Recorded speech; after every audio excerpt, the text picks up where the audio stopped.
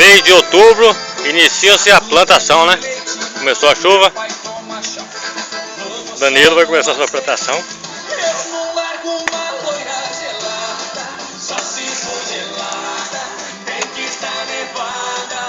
Aí, ó. Vai plantar o que, Danilo? Vou dar umas latinhas aí. Ah, beleza.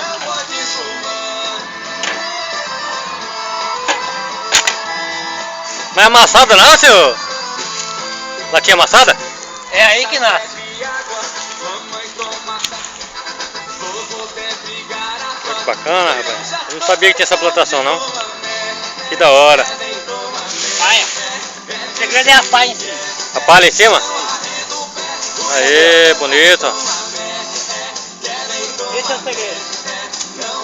Uma boa plantação. Jogar adubo. Tá certo.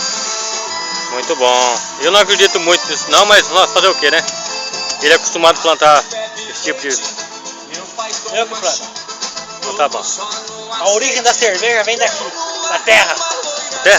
Da terra. É nós que faz. Tá bom. Aí, legal. Plantou. Vamos filmar algum tempo depois. 3 meses após. Ô Danilo, e aí?